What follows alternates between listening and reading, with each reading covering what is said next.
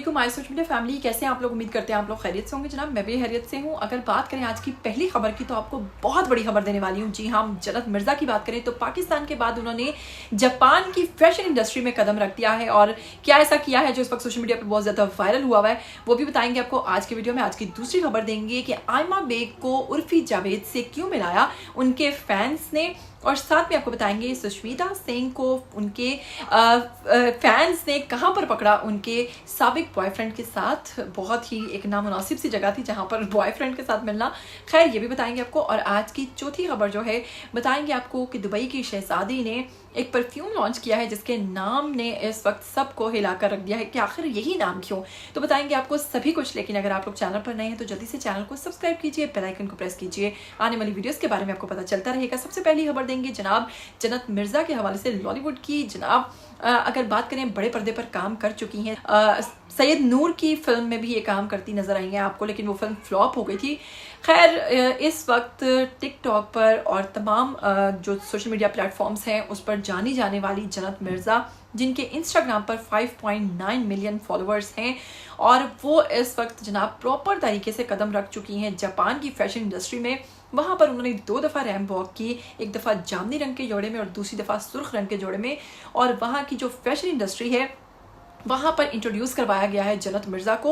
और जन्नत मिर्ज़ा ने वहाँ पर रैंप वॉक कर कहा कि मुझे बहुत ज़्यादा मज़ा आया है, और ये बहुत बड़ी अचीवमेंट थी कि पाकिस्तान से डायरेक्ट जापान में उन्होंने जनाब एंट्री दे दी है। और वहीं पर आपको दूसरी खबर की अगर बात करें तो आयमा बेग के हवाले से बड़ी अहम खबर है कि आयमा बेग को एक बार फिर से देखा गया मुख्तसर तरीन लिबास में, और लोगों ने उन पर तंजिया कमेंट्स करना शुरू कर दिए। कुछ लोगों ने तो लिखा कि ये पाकिस्तानी उर्फी जावेद है, जबकि बहुत सारे लोगों ने कहा कि शुक्र है हम अंधे हैं, हमें नजर नहीं आता। बहुत सारे लोगों ने कहा कि आयमा बेग दिन ब दिन सस्ती शोहरत हासिल करने के लिए मुख्तसर लिबास पहनना शुरू हो गई हैं और आए दिन अपने ऊल्ट पटांग लिबास की वजह से उर्फी जावेद बनती जा रही हैं। अगर आपको नहीं पता तो मैं आपको बताती चलूँ कि उर्फी जावेद एक ऐसी कैलो फैशन डिजाइनर हैं जो कि अपने नामुनासिब लिबास की वजह से हमेशा सोशल मीडिया पर वायरल रहती हैं, और उन्हीं की नकल करते आजकल नजर आ रही हैं आयमा बेग।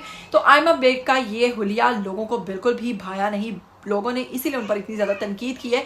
चलिए अब बढ़ते हैं अगली खबर की तरफ। आप बताएंगे बॉलीवुड से सुष्मिता सिंह के बारे में कि वो मिली लोगों को कहां पर। जनाब वो मिली हैं एक डेंटिस्ट के क्लिनिक पर, और डेंटिस्ट के क्लिनिक से जब वो बाहर निकली तो पीछे पीछे उनके डेंटिस्ट के क्लिनिक से निकले हैं उनके साबिक बॉयफ्रेंड, जी हाँ रोहन शाल, और वो उनको पीछे से मुस्कुराते हुए सीधा निकल गए। और खैर उन्होंने बड़े रिलैक्स होकर अपने तमाम जो वहाँ पर फैंस थे, चाहने वाले थे, कैमरामैन्स थे, उनसे कहा कि दांत पे बहुत ज़्यादा दर्द था, इंजेक्शन लगवाने आई हूँ, ज़्यादा बोल नहीं सकती, मुस्कुरा नहीं सकती, और बहुत रिलैक्स होकर उन्होंने जवाब दिया। जबकि लोगों को सुष्मिता सिंह और उनके बॉयफ्रेंड के मिलने के लिए डेंटिस्ट के उधर जाना और ये सब चीज़ और क्लिनिक पे जाना जो है वो बहुत ही नामुनासिब लगा कि इनको कोई और पॉइंट नहीं मिला था मिलने के लिए।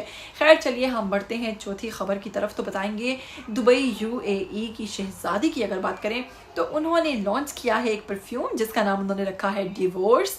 और डिवोर्स इसलिए रखा है क्योंकि शादी के 1 साल बाद ही उनको डिवोर्स हो गई थी। ये शहजादी ने अपना घर बिल्कुल नहीं बसाया, और उसके कुछ अर्सा के बाद उनके यहाँ एक बच्चे की पैदाइश भी हुई, और इसी चीज का बदला लेते हुए शहजादी ने निकाल दिया है परफ्यूम डिवोर्स। डिवोर्स की तस्वीर आप लोग साथ साथ देख रहे हैं। पहले इन्होंने एक सिर्फ बॉटल जो है वो दिखाई थी जो कि ब्लैक कलर की थी, फिर बाद में उसका नाम भी ऊपर नजर आया डिवोर्स के नाम से। उम्मीद करती हूँ आज का वीडियो आपको अच्छा लगा। अगर अच्छा लगा तो इसके लिए लाइक बनता है, मुझे दीजिएगा इजाजत। टिल देन टेक केयर, अल्लाह हाफिज।